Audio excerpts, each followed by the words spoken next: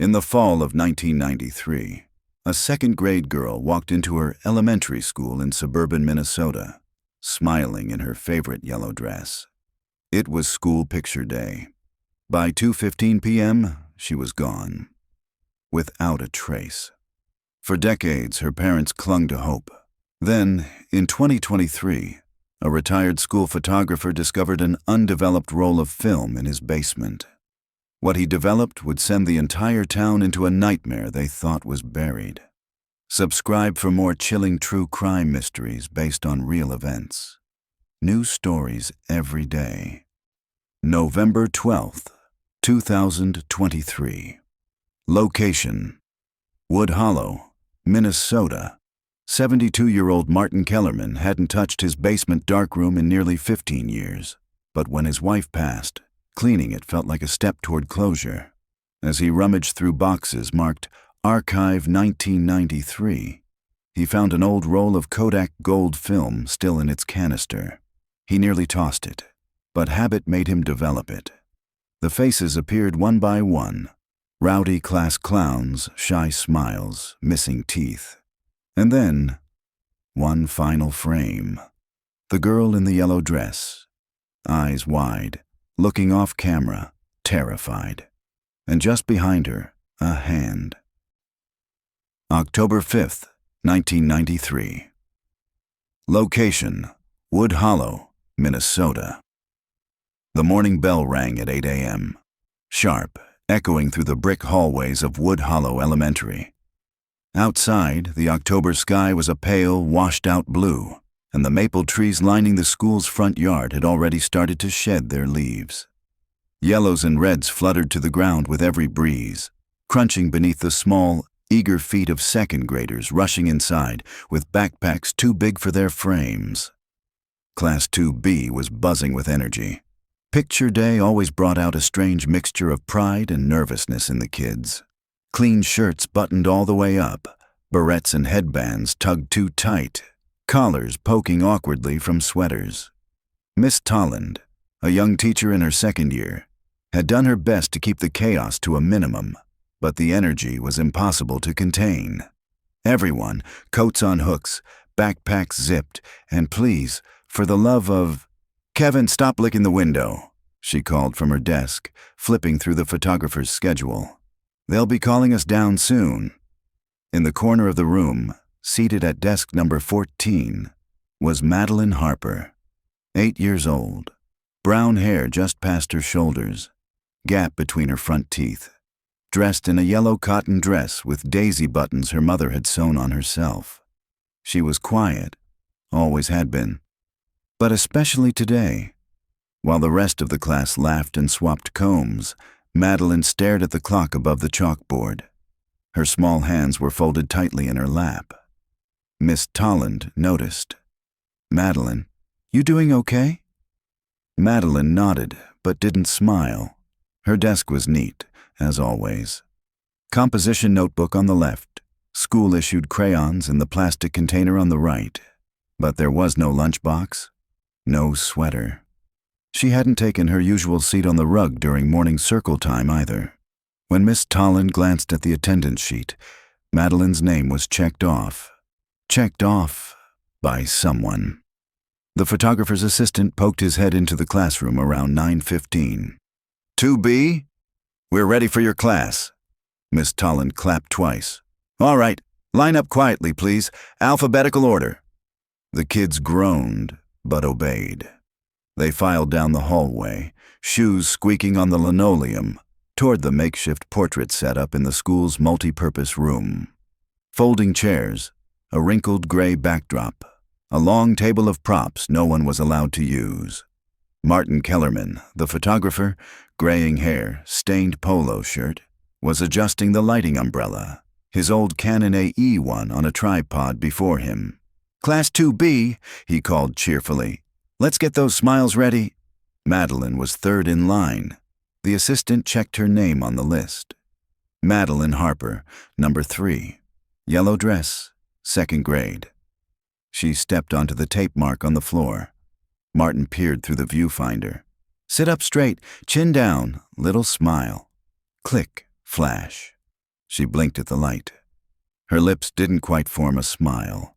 Something in her expression, wide eyes, shoulders drawn tight, gave the assistant pause. Martin clicked twice more. "We'll use the second one," he muttered. She stepped off the mark, and then she was gone. 11:38 a.m. Recess bell rang. Half the class was outside. Half was finishing lunch. Madeline was nowhere. Miss Tolland asked around, "Has anyone seen Madeline?" The answers came slow. No one remembered seeing her after pictures.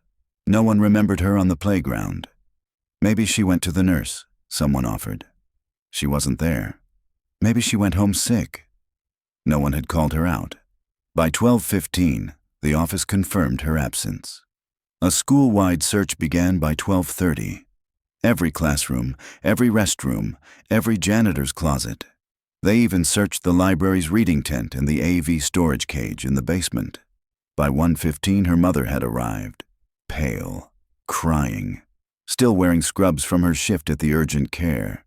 By 2 p.m., the police had blocked off every exit. Lockdown initiated. By 4:45 p.m., the sun was sinking behind the trees, and Madeline Harper was officially declared missing. Present day, 2023. The photograph had never been delivered. Not to her family, not to the school's yearbook. Somehow it slipped through the cracks, and 30 years later, it would be the final image on the film roll found in Martin Kellerman's basement. Frame 24, Madeline Harper, eyes wide, mouth slightly open, and just behind her, in the shadows of the backdrop, a hand resting on her shoulder, one that didn't belong to the assistant, the teacher, or anyone accounted for. October 5th, 1993, afternoon. Location, Wood Hollow.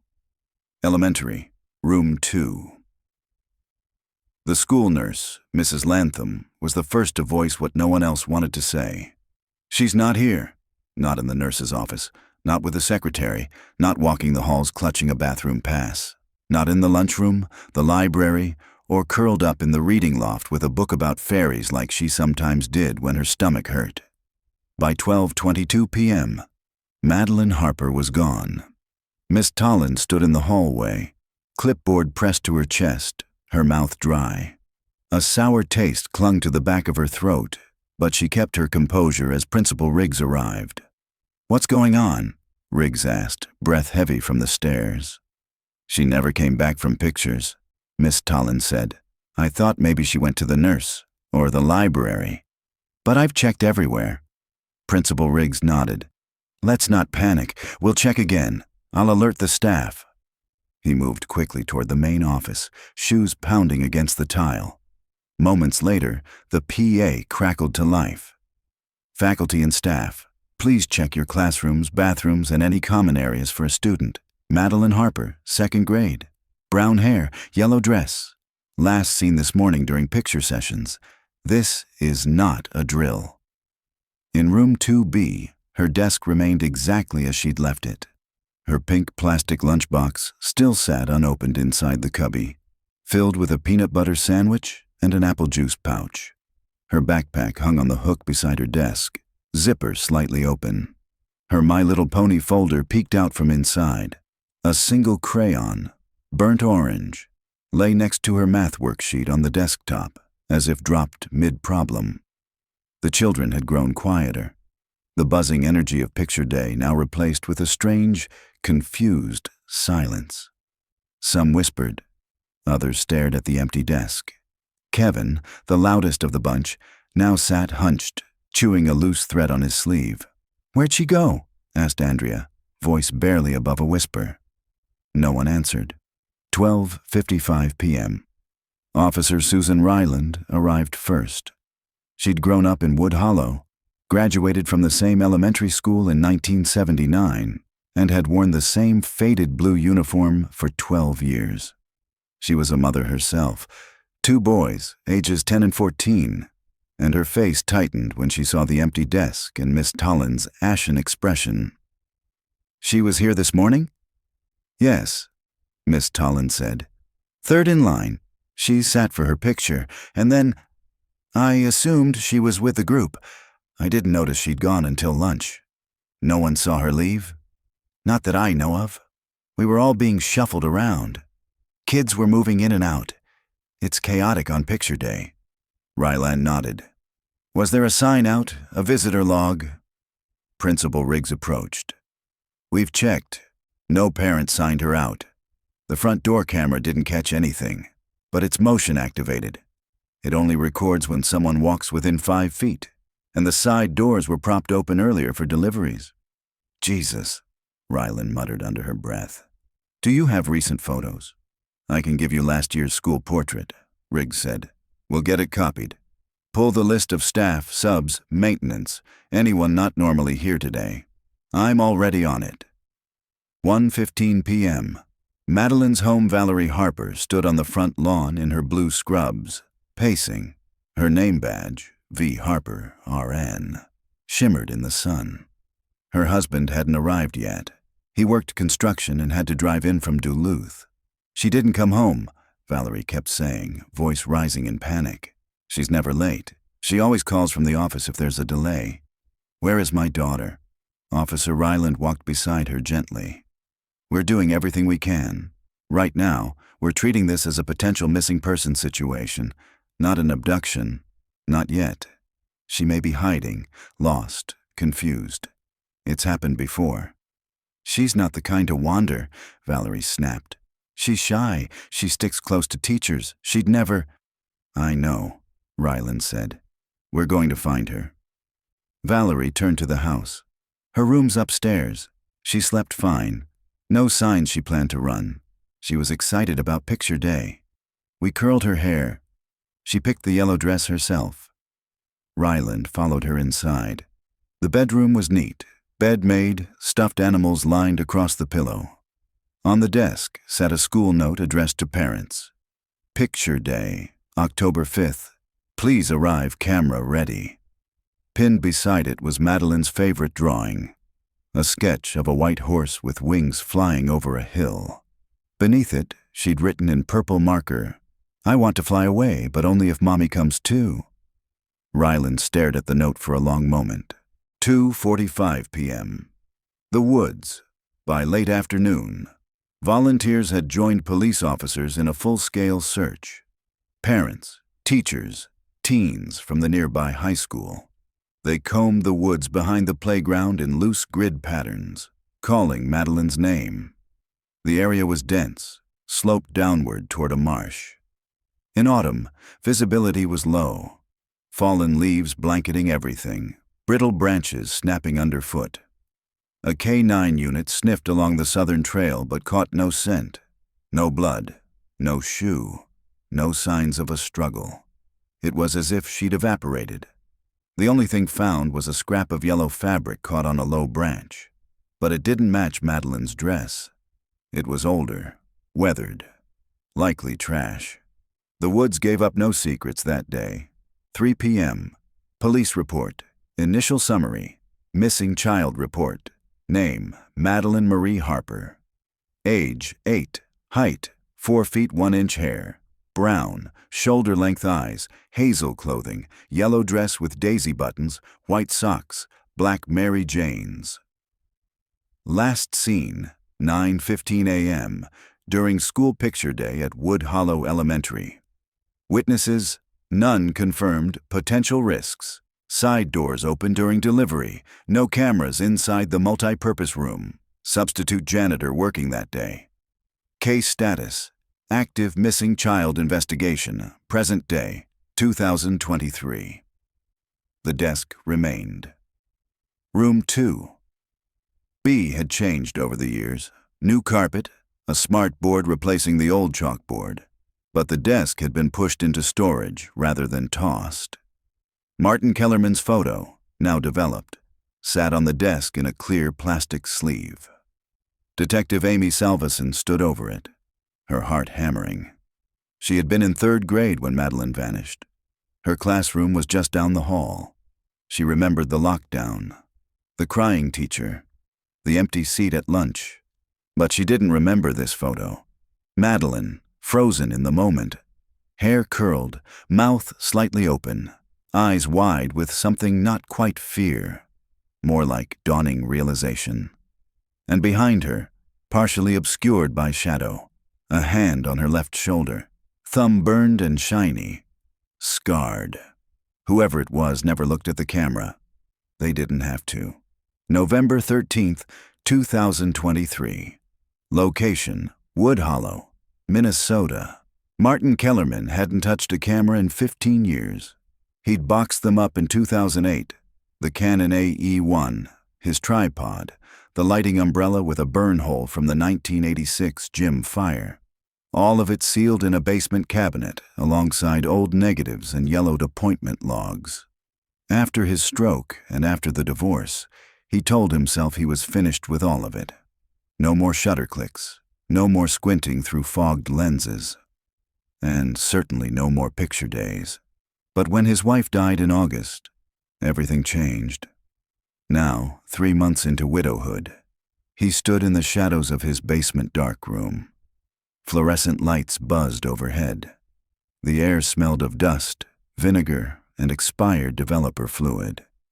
He moved slowly, dragging a stool beside the film dryer, hands trembling from age more than nerves.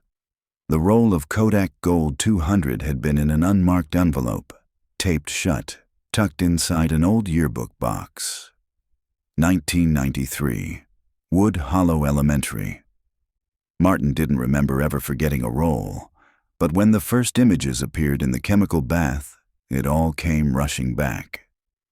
Frame 1. A little boy named Christopher Myers, missing his front teeth, making rabbit ears behind his own head. Frame 2. Twins in matching dresses. Emily and Kayla. Frames 3 to 22. Faces he couldn't name but vaguely remembered. Cowlicks, oversized glasses, tight-shouldered cardigans. Then came frame 23. A blank shot. An accidental click, probably. And then frame 24. He knew before the full image appeared that something was wrong. Present day, 10:42 a.m. Wood Hollow Police Department. Evidence room.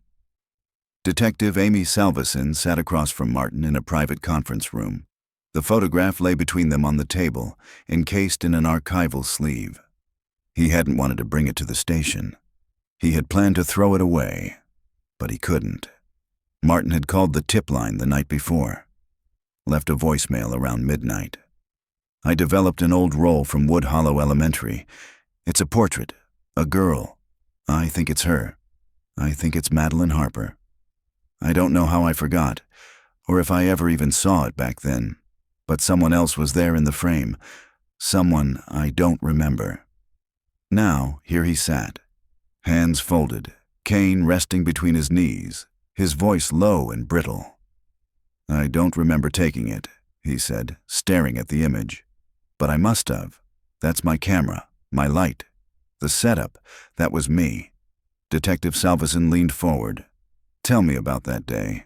Anything you remember. Martin exhaled. October 5th, 1993. I did 4 schools that week. 2 classes per school, staggered every hour.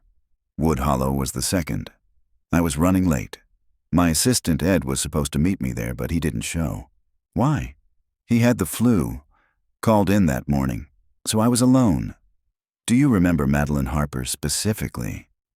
He shook his head. Number. But I never really remembered the kids by name. They were just a line of smiles. Sit, click, next. Salveson tapped the photograph. But this one doesn't look like the others. Look at her expression. I know, Martin whispered.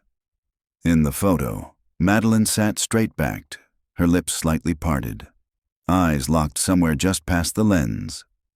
Not at the photographer, at something else. I think she saw whoever was behind her, Martin said.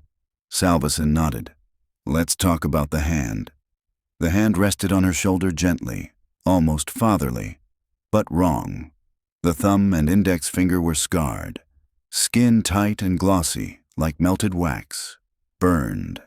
There was no sleeve visible, no shirt cuff. Just the hand, floating in frame, connected to someone outside the camera's view. Martin looked ill. I don't know how I didn't notice it, or maybe I did and forgot. It's possible with a stroke. Things got scrambled. You have any idea who that might be? Anyone who might have had access to the room? No one was supposed to be there but me and the kids, he said, voice shaking. But that day was chaos. The gym had flooded, so they moved us to the multi-purpose room. The custodian came in twice to move a mop bucket. There was a substitute teacher who didn't check the roster right. I just remember trying to get through it. Do you remember anyone unusual? Any adults who didn't belong? Martin paused. There might have been a man. Late 40s, thin. Stood by the door for a while, didn't speak. I thought maybe he was a parent. I was busy, it didn't register. You didn't question it? I didn't think I had to. It's a school. People come and go. Salveson wrote it all down. Her stomach twisted. Do you think this was someone from the staff? She asked. Martin's voice dropped to a whisper. I don't think this person was supposed to be there at all. Later that afternoon. Wood Hollow Elementary. Now Wood Hollow Community Center. The old multi-purpose room still existed, repurposed as a dance studio with mirrors on every wall. But the layout hadn't changed much. Salveson walked the perimeter, letting the details come back. The backdrop used in the photo shoot had been a gray muslin cloth, usually hung from a portable frame. In frame 24, the backdrop was pulled slightly off to the side. A visible crease exposed the drywall behind it. She zoomed in on the photo on her tablet. Behind Madeline's left shoulder was not just the hand, but the faint curve of a doorway. A door that wasn't on the current blueprints. Salveson circled back to the old maintenance plans, stored in city records. And there it was. A narrow janitor's closet, once positioned behind the stage partition. It had been sealed off sometime around 1997. She called it in. Get me a forensics team. Gloves, lights, cutting tools. I think we just found the first crack in a 30-year-old wall. November 14th, 2023. Location: Wood Hollow Police Department Detective Amy Salveson had seen her share of cold cases. Files faded with time. Statements written in cursive. Photos stained from handling. Reports that said nothing unusual when everything about them was wrong. But case file 93,105 wasn't just any cold case. It was personal. She was 7 when Madeline Harper disappeared. They'd never met. Not really. But they'd passed each other in the hallway, brushed sleeves in the lunch line. In a town like Wood Hollow, every missing child feels like your own.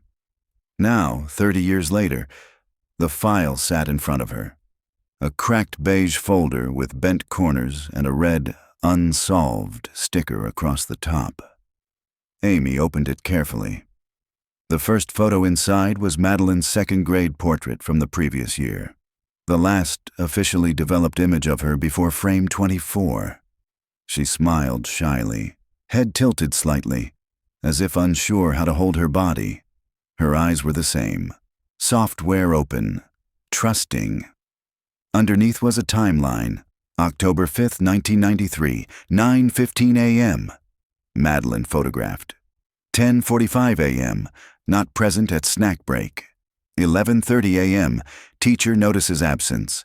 12:15 p.m., school-wide search initiated. 2 p.m., officially reported missing. 4 p.m., police K-9 unit dispatched.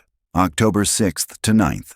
Extensive search of school grounds, nearby woods, neighborhood canvassing.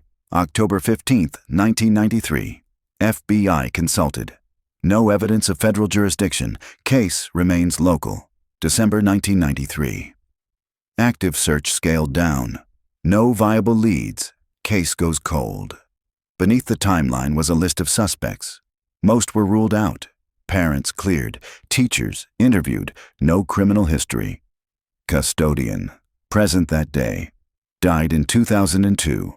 Temporary staff, substitute PE teacher, no longer employed.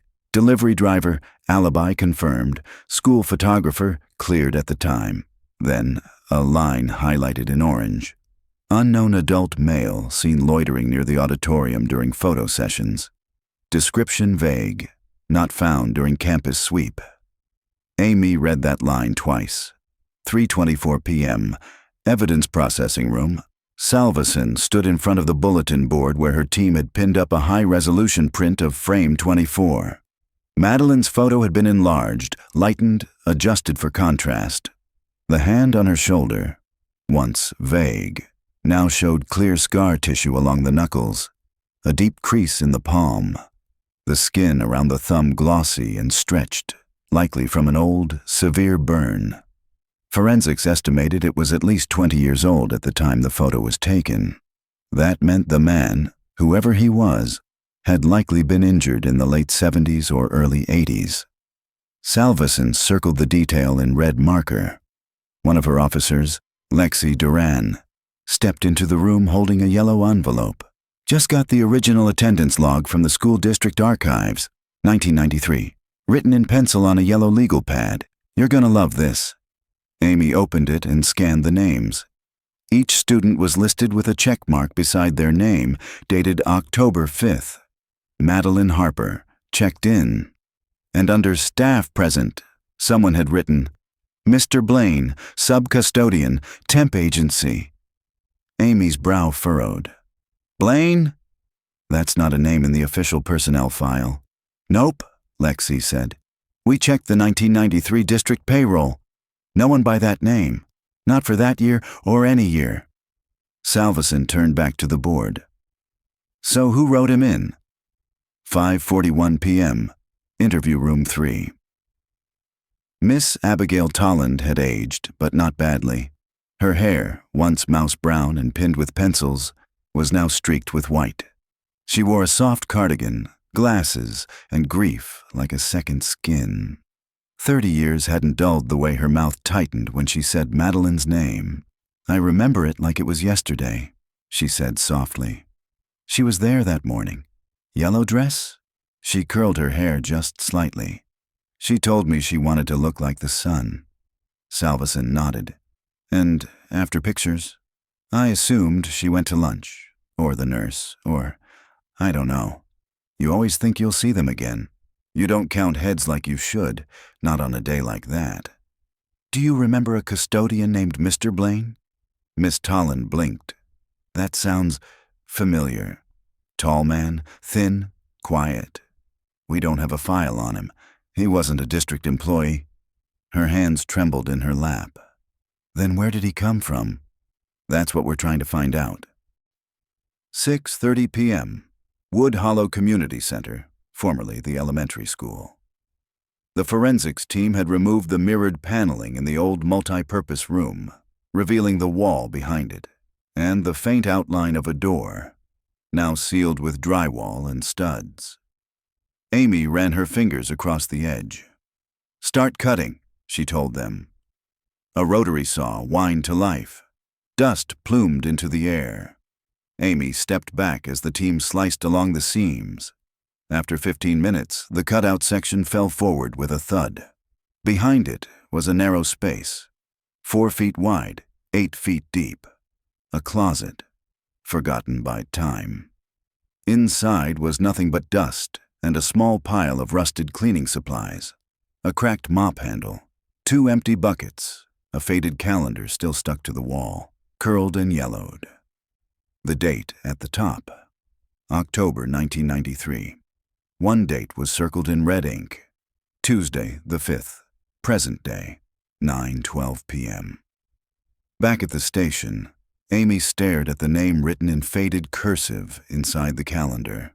Not Blaine, C.R. Tolland. Her mind stumbled. Tolland? She flipped through her own notes.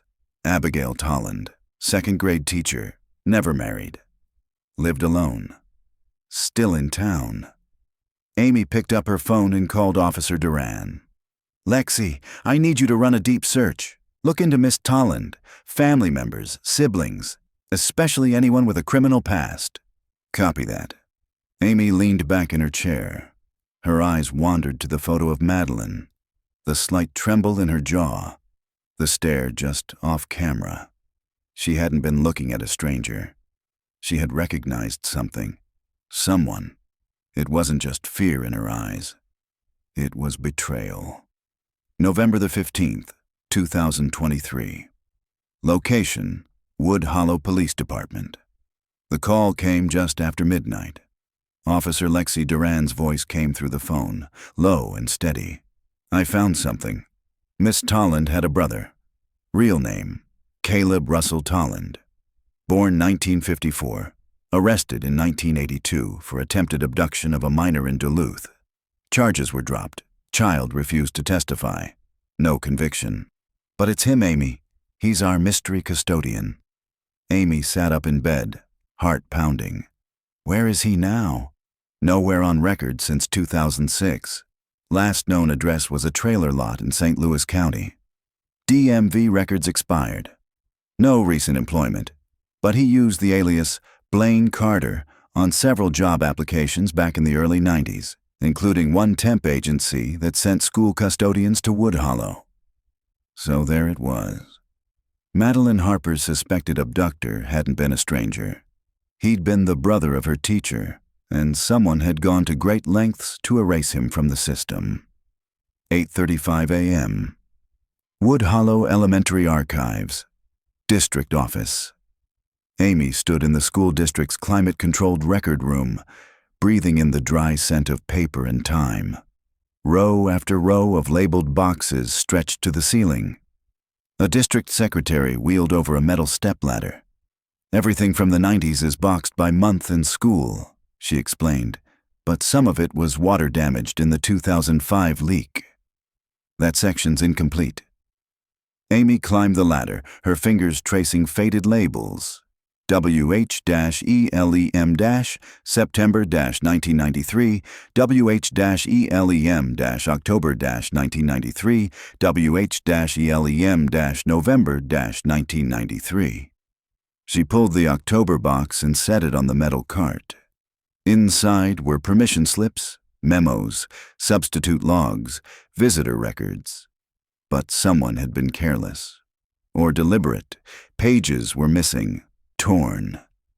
Amy found the October 5th visitor log, folded awkwardly and stained with something brown. Half the sheet was gone, ripped clean through where the signatures began. The top remained. Wood Hollow Elementary. Visitor sign-in log. Date: October 5th, 1993. Please print your full name and purpose of visit. The rest was missing. The names, the times. Whoever signed in that day, if anyone did, was now erased. 9:47 a.m. Interview room 2. Miss Abigail Tolland didn't flinch when they brought her back in. She wore a pale lavender coat, carried a small leather purse. Her hair was pinned back with the same gold barrette she'd worn in her staff photo from 1993. "Why am I here again?" she asked, settling into the chair. Amy set the manila folder down gently. "You said last time you didn't remember the custodian that day. Mr. Blaine?" "I didn't," she replied. Amy opened the file and pulled out a photocopy of the visitor log, then the calendar page from the sealed janitor's closet. "This is your brother's handwriting, isn't it?" Miss Tolland's lips thinned, but she didn't answer. "Caleb Tolland, arrested in 1982, used the name Blaine Carter when applying for jobs. You vouched for him with a temp agency, didn't you?" Silence. Amy leaned forward. "He wasn't just loitering that day. He signed in. He had keys. He had access. Did you know he was there?" Miss Tolland swallowed. "He said he just needed work. That he'd cleaned himself up. That it was one day, one shift. He promised." "You didn't tell the police." "I couldn't," she whispered. "They would have fired me. The school, the district, and I thought he'd left before lunch. I never saw him with her." Amy's voice sharpened. "You wrote him in on the attendance sheet." Tolland's eyes filled, but she said nothing. "You knew. Maybe not everything. Maybe not what he planned, but you knew he shouldn't have been there, and you helped him anyway. I thought she was just missing, Talon said, voice cracking. I thought maybe she ran away. I didn't think he... She stopped herself. What did he call her? Talon's eyes darkened. Princess, she whispered. He called every little girl that. 12:16 p.m. Police lab, evidence processing. Amy stood beside the forensic tech as they examined the high-resolution scans of frame 24 again. The team had enhanced the image using AI reconstruction and spectral analysis. Behind the hand, in the blurred shadows near the edge of the frame, was something else. A vertical crease, not a wall, a curtain, the kind used on rolling dividers in older schools. Behind that, a faint outline, rectangular, flat, metallic. Amy leaned in. Is that a handle? Could be, the tech said. We think this may not be just a closet behind the multi-purpose room. We think there's something behind that closet. A second room? A storage chamber, maybe. But it's not on the blueprints. Amy's stomach dropped. Get me the ground-penetrating radar. Today. 2:05 p.m. Wood Hollow Community Center. The old school creaked beneath Amy's boots as she and the forensics team returned to the multi-purpose room. The drywall was gone. The old janitor's closet stood exposed, now lit with portable LED towers. But the team wasn't interested in the closet anymore. They were interested in the wall behind it. GPR scans had confirmed it. A rectangular chamber, 6 by 10 feet, tucked between structural supports. A sealed space, hidden for 30 years. The lead tech pointed to the hollow cavity. We're going in. 2 officers began chiseling through the back wall of the closet. The concrete crumbled slow, deliberate. Dust clouded the room. Amy watched from the side, pulse pounding. The chisel struck metal, then air. Then came the smell. Old, dry, sour. One of the techs gagged. Another officer shined a flashlight through the hole. His voice dropped to a whisper. Ma'am, you need to see this. They widened the opening. The hidden room was small, barely wide enough for one person to sit or lie down. No windows, no ventilation. Foam insulation lined the walls. A single pink blanket lay bunched in the corner. And in the center, a disposable camera. Wrapped in a sandwich bag, labeled in black marker, property of Princess. Do not touch. Amy took a shaky breath. Bag it, get it to the lab. The officer bent down to collect the camera. As he did, his flashlight caught something else, scratched into the foam wall behind the blanket. Tiny fingernail markings. Over and over, the same word. Help. November 16th, 2023. Location: Wood Hollow Police Department. Forensics Division. The lab was silent except for the soft clicks of plastic gloves and the occasional beep of an aging scanner. Detective Amy Salveson stood over the evidence table where the disposable camera, found in the sealed chamber behind the multi-purpose room, now rested. It had been carefully extracted from the bag it was stored in, dried, dusted, and catalogued. Films intact, the forensic tech confirmed. Slight moisture damage on the casing, but nothing serious. Lucky it was wrapped. How many exposures? 27, he said, and all were used. Amy felt a chill. 27 photos. Shot inside a 6 by 10 foot cell no one knew existed. 3:42 p.m. Photolab development room. They used traditional chemicals. No digital shortcuts. This film had been sitting for 30 years. It deserved precision. One image at a time, the negatives emerged. The first was grainy. Dim lighting, pink insulation behind a child's head. Madeline. Amy's breath caught. Her eyes were red-rimmed, her hair slightly tangled. But she was alive. Awake. Sitting cross-legged, holding a plastic cup with a juice box straw poked through the top. Frame after frame showed the same. Her in different positions, sometimes smiling faintly, sometimes curled up. A child surviving. Some frames were darker, others were blurry, but a story was taking shape. In frame 19, something changed. The girl wasn't alone. A hand extended into the frame, holding a small plastic tiara. Madeline stared at it blankly. Frame 20, she wore the tiara. Frame 21, a man entered frame, barely visible. Just a silhouette reflected in the glass of a turned-off TV screen behind her. But the hand was unmistakable, scarred, shiny, burned. Amy's stomach clenched. 7:18 p.m. Police station briefing room.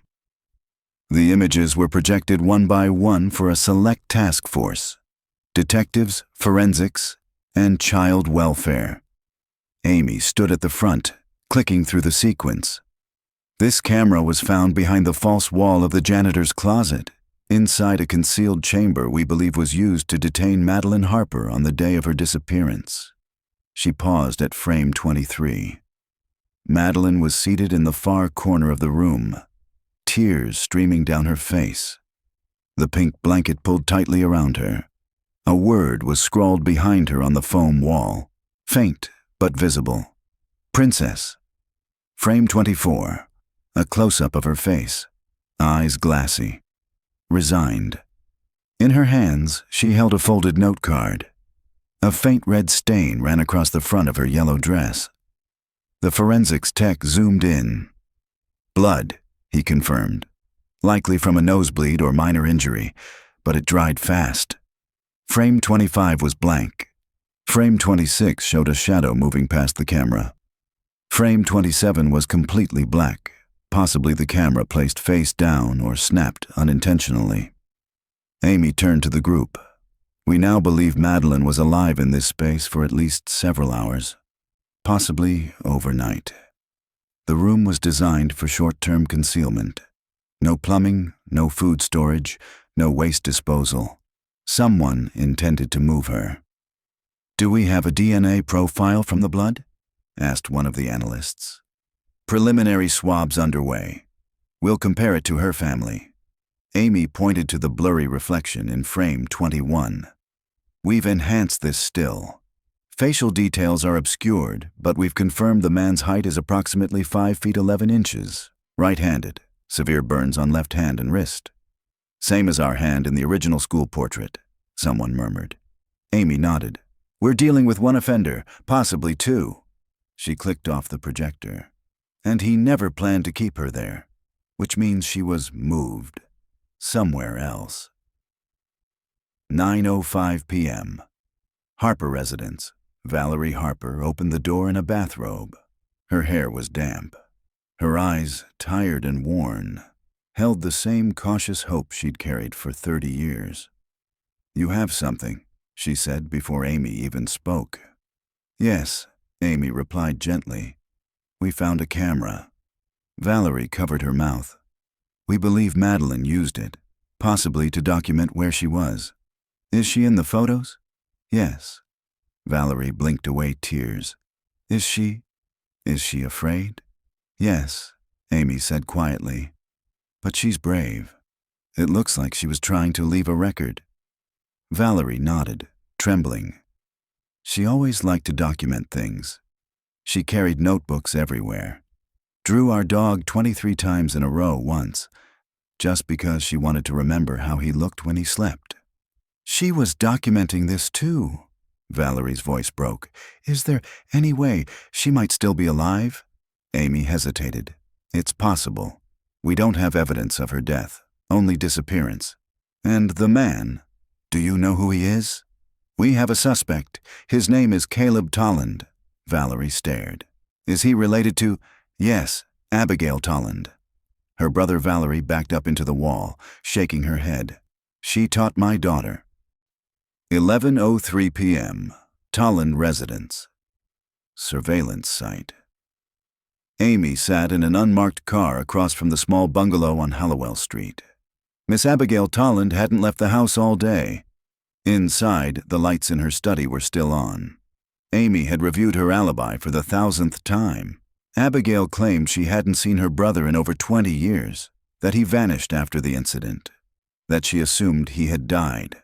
But someone had helped seal that chamber, someone with access to the school blueprints, someone with keys, and someone who had a reason to protect him, and Abigail had all three. The plan was already in motion. A judge had approved a full property search. Officers were prepping tools and protective gear. In the meantime, Amy stared at the photo of Madeline, clutching that folded card in the dim pink-lit room. Something about it gnawed at her. The card. It wasn't just a scrap. It looked placed, folded, left with intent. She leaned closer to the photo, magnifying it again. The words on the front, just barely legible in the high-res scan, read, "For Daddy." November 17th, 2023. Location, Wood Hollow, Minnesota. 9:06 a.m., Willow Pines.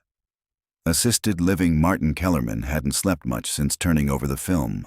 The photo of Madeline, the final frame, haunted him. Not because of the image itself, but because of what he didn't remember, what he should have seen, what he may have buried to survive. Detective Amy Salveson arrived with 2 cups of coffee and a quiet knock. "You're up early," Martin said, his voice hoarse with age. "I couldn't sleep," she replied. He gestured to the chair across from his recliner. "That makes 2 of us." She set the coffee down. "I need to ask about October 5th. Again." Martin nodded slowly. "It's all I think about lately. Let's start from what you do remember. You were setting up. You were alone." "Yes."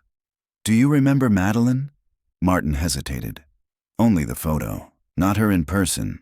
I've stared at that image so many times, but I can't see the real child behind it, just the way her eyes looked, like she was about to say something. Or scream." Amy gently placed a printed still on the table.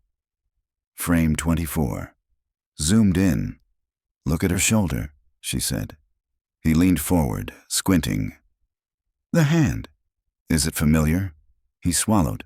"The burns. I remember those." "You saw them?" "Not that day. Earlier, I think. Before." Amy's pulse quickened. "Before? Years ago? Late 80s, maybe. There was a man. Used to show up outside my shoots. Not close enough to worry anyone. Just watching.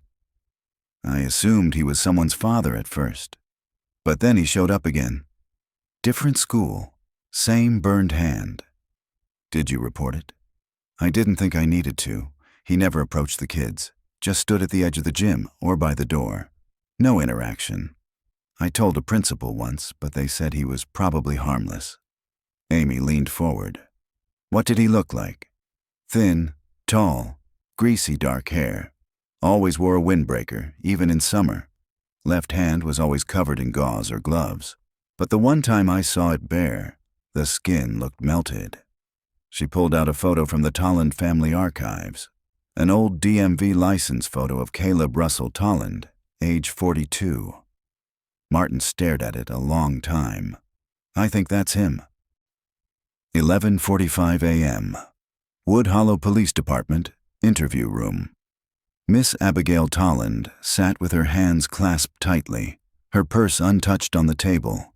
She had been brought in again, this time under suspicion of obstruction, possibly accessory after the fact.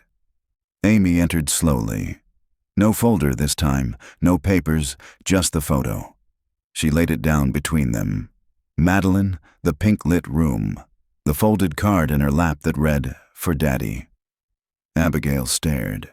"You knew," Amy said quietly. Tolland said nothing. "You knew what he'd done before. You knew what he was capable of.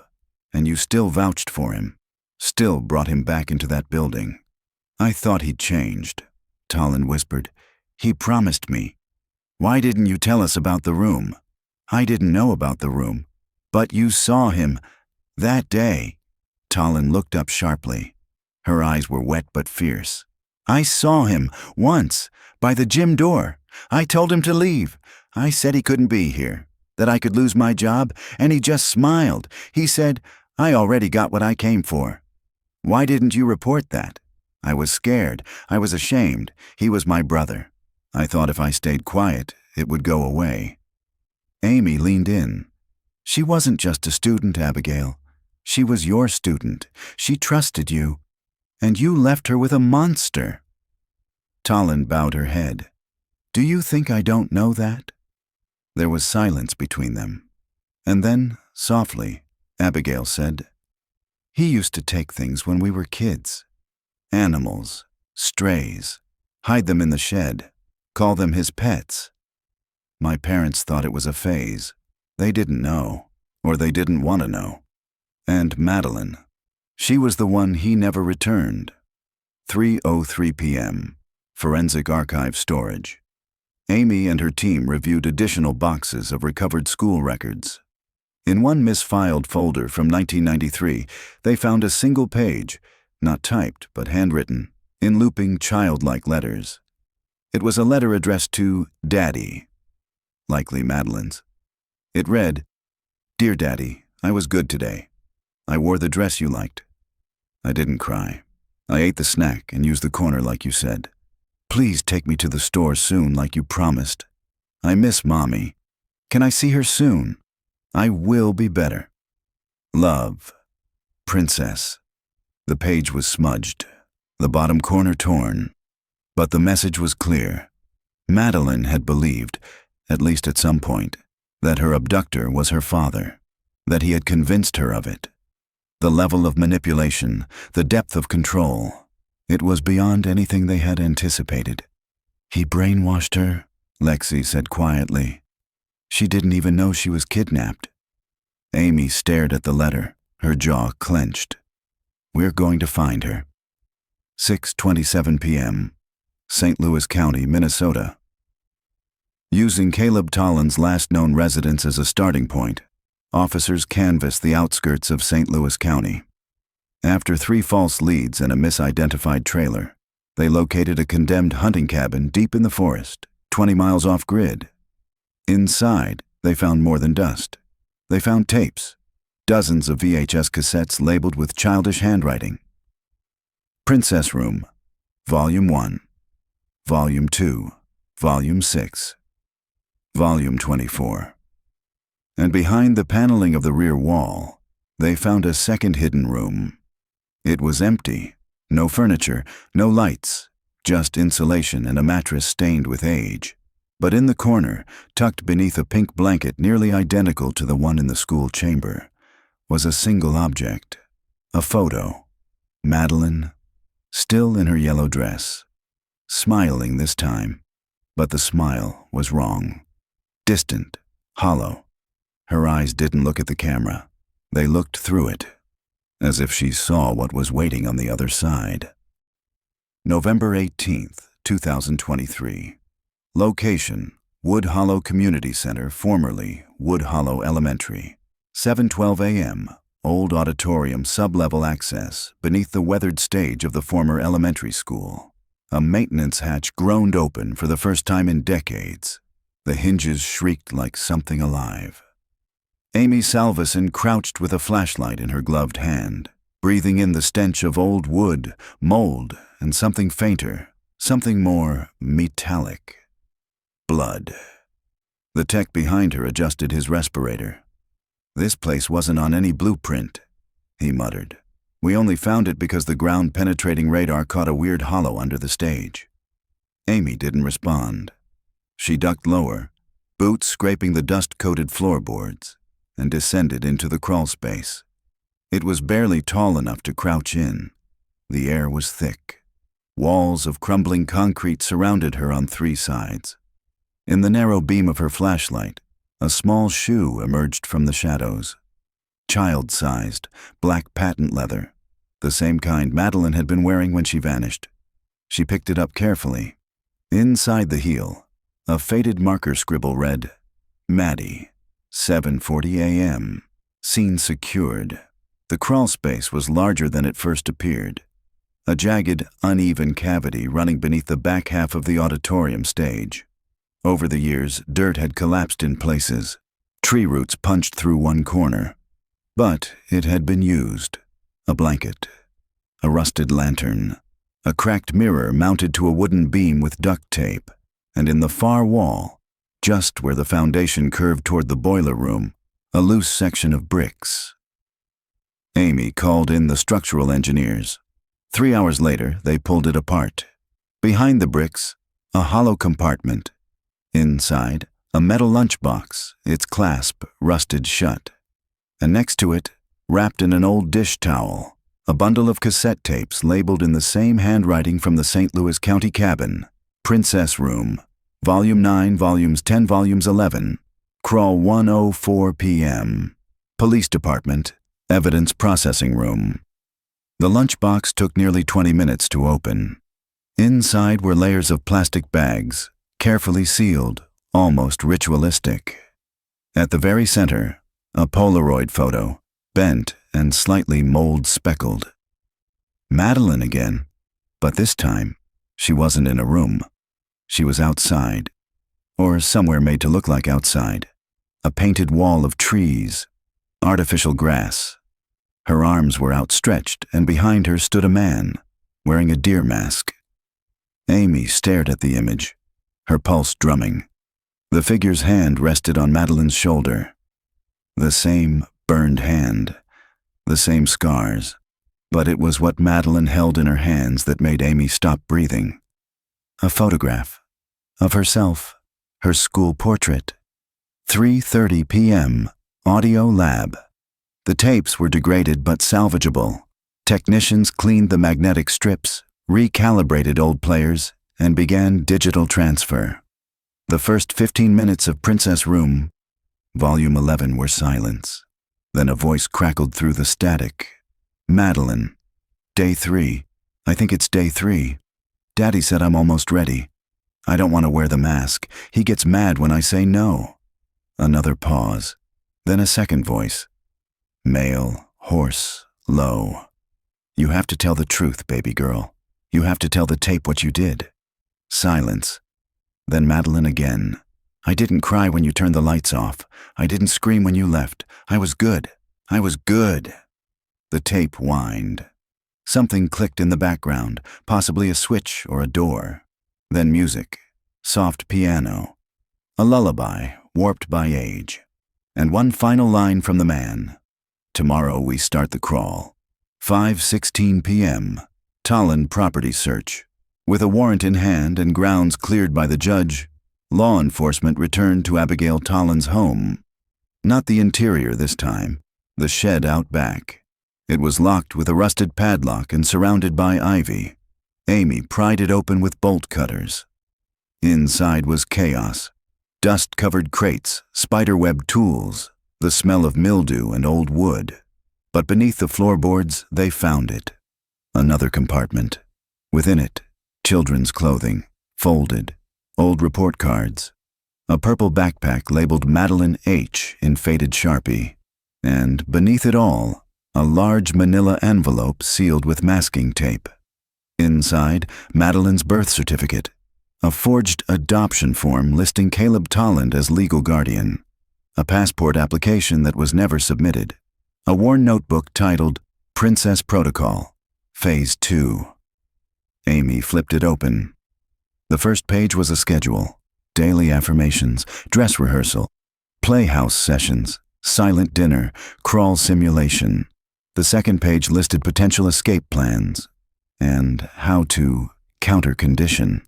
Then, a disturbing note scrawled in red ink. She still remembers her mother. Must begin sleep interruptions, remove all mirrors, reinforce false memory. I am father. 6:59 p.m. Wood Hollow PD, observation room. Amy stood behind the one-way glass, watching Abigail Tolland break.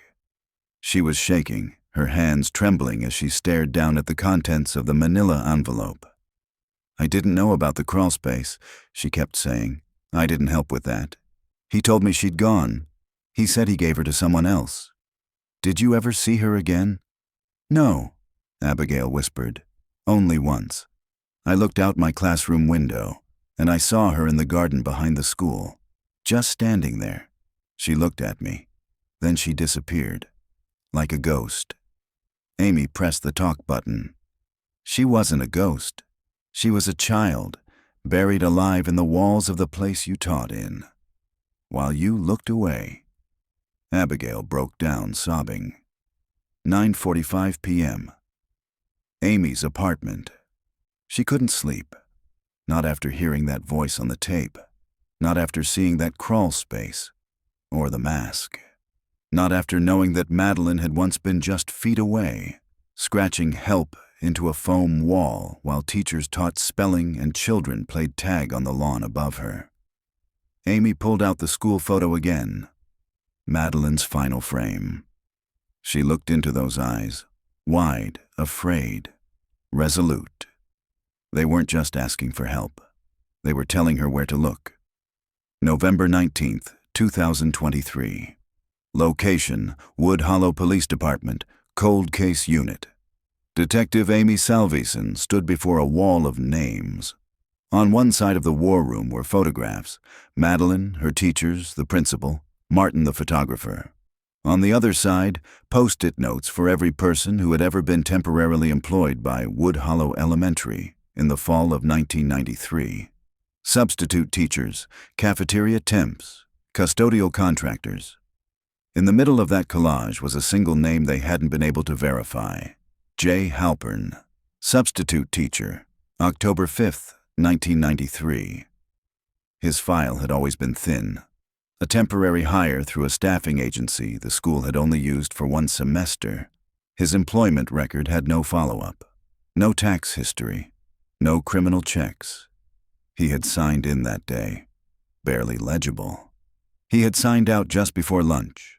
No one had seen him leave. No one remembered him in the classroom, except for one child, a now grown man Amy had tracked down through the old 2B yearbook. 10:13 a.m. Interview with Daniel Myers, former Class 2B student. Daniel was in his late 30s now, a quiet man who taught high school science and still carried the same nervous energy he had as a child. "I remember picture day," he said, not because of the pictures, but because something felt off. "How so?" Amy asked. "The teacher," he said. "She wasn't our normal one. Miss Tolland was there in the morning, but after recess we had a man. Tall, thin, dark clothes. He didn't talk much. Kept staring at us like he was taking mental notes." "Do you remember his name?" Daniel shook his head. "We just called him the sub. But he made me nervous. He smelled like something burned, like melted plastic." Amy blinked. "Did he interact with Madeline?" Daniel paused. She was sitting alone near the cubbies. He bent down and whispered something to her. She didn't answer. But after that, she stopped talking. Even when we played heads-up 7-up, she just stared at the door. "Do you remember seeing her after that?" "I remember someone calling her name during snack, but she didn't answer. Then the alarm went off later and the teachers looked panicked." Amy's heart beat faster. "You're sure this man was in the room that day?" "Yes, he was there, but he wasn't in the class photo." That was true. They had a group shot from that day, taken just before lunch, and the man known as J. Halpern was nowhere in it. 12:27 p.m. Records room Lexi Duran called in from Minneapolis. "I tracked the name," she said. "J. Halpern never existed, but we did find a falsified ID used to apply for a substitute teaching license in 1993. Fingerprints were smudged, but the photo matches a man arrested twice under different names." "Let me guess," Amy said. "Caleb Tolland." "Close. The alias on the ID was Jeremiah Halpern, but the DMV photo matches Randall Clay, an associate of Caleb's from St. Louis County, known for making fake documents. Last seen in Duluth in 2005. You think Caleb used his friend's identity to get into the school?" "Exactly. The real Randall was serving time during 1993. We pulled mug shots and facial recognition confirms. The sub that day wasn't Randall Clay. It was Caleb, in disguise." Using his associate's paperwork, Amy hung up and stared at the board. They had been looking for the wrong man, or rather, the right man under the wrong name. 3:15 p.m. Search of Tolland's abandoned vehicle. The team recovered a rusted pickup truck registered to Caleb under another alias, Gregory Baines. It had been abandoned in a salvage lot 20 miles outside town. Inside, they found remnants of fast food, a burned-out dash, and tucked beneath the seat, a spiral-bound notebook. It was damp, warped, and stained with what might have been coffee or blood. Most pages were unintelligible, but one stood out. The sub doesn't speak. The sub listens. The sub helps me keep them still. The girl is too loud. She remembers the smell of her mother. I told her the truth, that the world ended, that only I remain, that she is my seed, my new beginning. Another page, further back. They called it a game. Crawl, hide, pretend to be someone else. She plays, she learns, she obeys, until she doesn't. Beneath it, in shaky handwriting that looked like a child's, I am not your daughter. I am Madeline Marie Harper. My mother is real. I will not forget. Amy closed the notebook. Madeline had fought back, even in captivity, even in isolation. She had never surrendered her identity. 6:45 p.m. Emergency court filing. Amy gathered everything. The forged documents, the audio tapes, the fingerprints and photos, the notebook. It was enough. She filed an emergency motion for a full search warrant of any property formerly owned, rented, or affiliated with either Caleb Tolland or Randall Clay, including hunting cabins, warehouses, and off-the-grid shelters. The judge signed it within the hour. 8:02 p.m. Final tape review. Princess Room, Volume 24. It opened with darkness, then breathing. A soft voice. Madeline's. If someone finds this, please tell Mommy I didn't run away. I waited. I didn't stop waiting. A pause, then footsteps. Daddy says we're going to a new place, that I have to learn the crawl again, that I'll forget more this time. But I won't. I wrote it on the wall. I wrote my name. A shuffle, a whisper. They can't erase me. Then the tape ended. Amy sat in silence for a long time. It was the last tape they had, but not the last place. November the 20th, 2023. Location, Wood Hollow PD. Abandoned daylight facility, northern Minnesota, 7:02 a.m. Wood Hollow PD, Forensic Imaging Lab. They had looked at frame 24 a dozen times, from every angle, enhanced, enlarged, stabilized. But this morning, Amy stared at it differently. She noticed the light. It wasn't fluorescent, not the cold blue of a classroom bulb, not the warm yellow of a domestic lamp.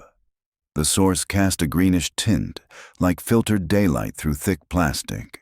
Industrial skylight, maybe. And near the lower right corner of the frame, just behind Madeline's elbow, was something missed before. Lettering, painted, faded, barely legible. Amy zoomed in. It read, D-4/South Observation. The lab technician froze beside her. That's not from the school. No, Amy said. It's from somewhere else. 9:13 a.m. State Records Vault. Duluth. Buried in the state's old mental health facility archive, Lexi uncovered blueprints of a short-lived behavioral study wing attached to a now-defunct child development center. The building was called the Daylight Institute. Decommissioned in 1991, privately owned, privately funded, connected to a nonprofit run by, of all people, Randall Clay, Caleb's former alias donor.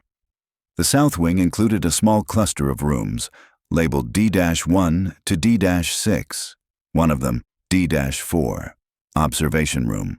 The facility had been shut down after allegations of unethical child therapy techniques and unregulated experimentation. Amy stared at the map. The room was small, no windows, but it had a skylight. This is it, she whispered. This is frame 24.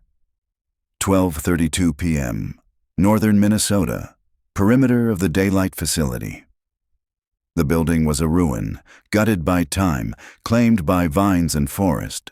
Tucked deep in the woods, surrounded by rusted chain-link fencing and a locked gate. They cut the lock. The air smelled like mildew and rust. Inside, paint peeled from the walls in long strips. The floorboards creaked under every step. Shattered glass crunched beneath their boots. They passed room D1, then D2, then, "Here," Amy said, pointing. D4. The door had been welded shut. It took a crowbar and brute force to break the seal. Inside, the temperature dropped. The air felt preserved, like something had been sealed inside. 12:58 p.m. D4, observation room. They entered slowly. The room was exactly as in the photo. The foam insulation. The painted mural of trees, faded but recognizable. The skylight above, now shattered, filtered in muted green light through moss and grime. And on the far wall, just where Madeline had sat in frame 24, a faint discoloration. Amy knelt down. Her gloved fingers traced the faded lines of writing scratched into the insulation. "My name is Madeline. I am real. I am not yours. I remember." And beside it, carved deeper than the rest, almost angrily. "They took my voice, but not my name." Lexi crouched next to her. "Jesus!" Amy rose to her feet. This wasn't just confinement. It was erasure. 1:42 p.m., daylight facility, underground storage. A back stairwell led down into a mold-choked storage area. Water had collapsed half the floor, but something caught their attention. A steel locker, half buried under debris. Inside it were 3 items: a cassette player, a cracked Polaroid camera, a sealed envelope labeled, "To the man who finds her." Amy opened it carefully. Inside, a letter written in jerky, ink-blotted script. "You found her, didn't you? You saw what I built. She is better now.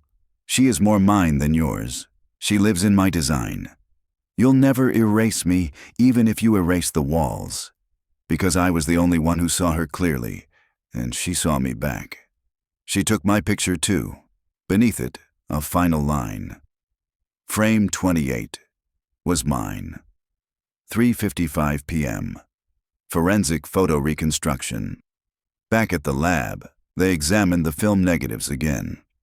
Frame 27 had been declared blank, but the film team tried one last scan, using alternate wavelength analysis. A faint, ghost-like image emerged. Frame 28. Someone had forced the film forward an extra time, snapping one more image even though the cartridge was nearly empty. The shot was angled low. The camera had been turned around. It showed a man's face, pale, unshaven, eyes sunken, teeth bared in a twisted half-smile. He held the camera at arm's length. Behind him was Madeline, barely visible, her eyes wide. Amy stepped back from the monitor. Lexi stared. "That's not Caleb." Amy's stomach dropped. "No," she said. "That's someone else." Then who? But Amy already knew. 5:12 p.m., Martin Kellerman's residence. He was waiting on the porch when they arrived. His hands were folded. His camera, the original 1993 Polaroid, sat beside him in a case. He looked up as Amy approached.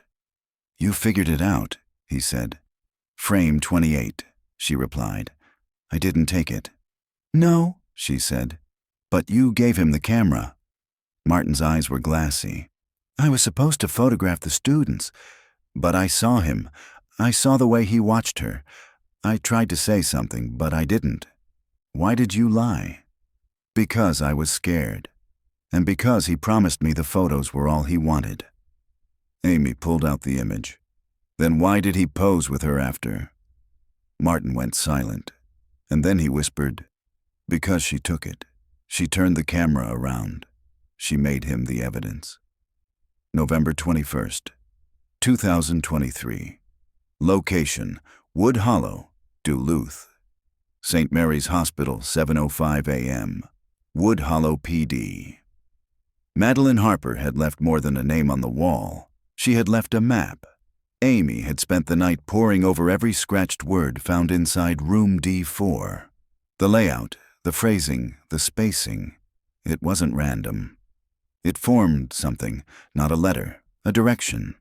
Madeline had etched her movements. Under the pipes, left of the mattress, crawl 4 hands, touch brick. It wasn't just memory. It was survival. Amy pinned the printed close-up of the wall to the board and drew lines between the phrases. A crude map took shape. Coordinates to where Madeline had once gone, or maybe where she had been taken next. 9:17 a.m. Duluth Public Works Archive Lexi found it first. An old city permit, issued under the name Gregory Baines, one of Caleb's known aliases, for plumbing repairs on an abandoned transit building near the freight yard. Date of permit, October 9th, 1993, 4 days after Madeline's disappearance. It was never inspected. No sign-off, no follow-up. Amy stared at the location. "Underground," she whispered. Lexi nodded. The old maintenance corridor beneath the yard. Used to house homeless transients in the 80s. Sealed off now. "And accessible?" Amy asked. "If you know the old codes." Caleb did. 11:30 a.m. Duluth Freight Yard, access hatch. 9C, rust gave way with effort. They descended carefully, flashlights slicing through damp air and rot. The corridor smelled of mildew, rusted metal, and something bitter, chemical. The concrete floor sloped slightly. Their boots echoed. After 50 feet, they found it. A side chamber. A metal door, half rusted shut. It took both women, Amy and Lexi, to force it open. Inside was a small, windowless room. Mattress, toys, a mirror with its glass cracked and fogged. Walls covered in children's drawings, stick figures holding hands under yellow suns and scribbled M initials in every corner. There was a word on the ceiling, painted in red crayon, "Remember." And beneath the mattress, something wrapped in cloth. Amy unwrapped it. A diary. The first page was simple, in a child's shaky hand. "My name is Madeline Marie Harper. I am 8 years old. Today is day 4. I am learning how not to cry." 2:12 p.m. St. Mary's Hospital, Duluth. The forensics team recovered partial blood traces from the mattress, a fragment of blonde hair and saliva on the edge of the pillow. Enough for a profile. DNA comparison confirmed what Amy suspected. Madeline had been here, and recently. Not in 1993, not decades ago, within the last 2 years. Amy sat in stunned silence, the lab results in her lap. 2 years, she whispered. Lexi looked at her. That means she might still be alive. 5:22 p.m. Surveillance video, Duluth Bus Terminal. Archived footage, August 17th, 2021. Lexi was the one to make the connection. A missing persons report from 2021. A Jane Doe who had been seen wandering barefoot through the terminal at midnight, muttering about walls that moved and games you can't stop playing. She had been taken to St. Mary's for a psych evaluation. No ID, no fingerprints in the system. Age estimated at 30. Silent, withdrawn. Refused food unless it was in plastic containers. Slept under the bed. No family ever came forward. After 72 hours, she slipped out of the hospital unnoticed. Gone. Lexi pulled up the surveillance frame and froze. "Tell me that's not her," she whispered. Amy stared. It was. Older, gaunt, hair darker, but the eyes were the same. Madeline, 7:34 p.m. St. Mary's Hospital Psychiatric Archive Room. Amy and Lexi pulled the full file. Patient number 1121-JD. Date admitted August 17th, 2021. Time 12:47 a.m. Discharge August 19th, 3:12 a.m. Notable behavior, rocking, avoidance of eye contact, repeating phrases in past tense, obsessive drawing of closed doors. Her name had been listed as M. written on the back of a napkin she clutched. Just M, but in the corner of one evaluation sheet, the psychologist had made a note. Patient used term princess room when asked about childhood trauma. Associated it with discomfort, punishment, and fear of light exposure. Amy's hand trembled. She flipped to the next page. A sketch drawn by Madeline. It was a crawl space with a child inside, and above it the words, "She saw me when I was invisible, but I saw her first." 8:55 p.m. Returned to Wood Hollow, Amy sat in her car outside the police station, staring at the photo. Madeline, older, lost, still surviving. She wasn't buried under floorboards. She wasn't entombed in walls. She was out there. She had escaped. But she wasn't free. Not really. And Amy knew in her bones that somewhere in that twisted, maze-like history of false names, fake fathers, and hidden rooms, Caleb Tolland was still alive. November 22nd, 2023. Location, Duluth, Minnesota. Lake Superior Forest Reserve, 6:35 a.m. Duluth PD Cold Case Unit. She was seen again last month, Lexi said. Amy looked up from the diary. Where? Cass County. A woman matching Madeline's adult profile was spotted walking near a trailhead north of Leech Lake. Local rangers said she asked if the rooms were still there. When he said no, she turned and walked back into the woods. Any follow-up? Lexi nodded grimly. He didn't report it until this week. Said she looked too broken to talk to. Amy grabbed her jacket. We leave in 20. 9:02 a.m. Lake Superior Forest Reserve. Ranger Station 14. The ranger, a man in his 50s named Jerry Hayes, met them near the old fire road. I knew something was off the second I saw her, he said. She didn't walk like someone hiking. She walked like someone trying not to be followed. He took them to where he'd seen her, a fork in the trail where the brush grew thick and the trees swallowed light. She asked about cabins, old places. I told her everything was gone. She looked at me and said, he kept one. The last one? Then she disappeared. Amy pulled out a map. Did she say a name, a place? She said, the place with the red door. That's all. Lexi's face drained. What? Amy asked. Lexi held up the diary from the crawl space. Page 16. The red door is last. If I get there, I can leave, but only if the door stays shut behind me. 10:26 a.m. Remote forest cabin. Unmarked trail, approx. 7 miles north. The cabin looked like it hadn't been touched in decades. Weather-beaten, swallowed by moss. A roof that sagged. No electricity, no path. But the door was painted red and fresh, not chipped, not faded. New. Amy raised her weapon. Duluth PD, she called. No answer. They pushed the door open. 10:28 a.m. Inside the red door, silence greeted them, and dust. It wasn't a living space. Not anymore. It was a memory box. Each room held relics. A lunchbox, a child's dress, a broken tape player, a photo of a smiling girl in a schoolyard. On one wall was a mural. Stick figures. A woman. A child. A tall man with no face. Beneath it, she got out. But the game never ends. A creak from upstairs. Both women spun. Footsteps, but not running. Careful, intentional. Amy ascended slowly, every step echoing like a heartbeat. 10:32 a.m. Upstairs bedroom. She was there, on the floor, knees pulled to her chest, pale, too thin, face framed by long dark hair gone gray at the ends. Her eyes were wide. Not with fear, recognition. Madeline? Amy said softly. The woman blinked. You remembered. Tears welled in Amy's eyes. We've been looking for you. I left the pictures. I wrote on the walls. I scratched under the pipes, but no one came. We're here now, Amy said.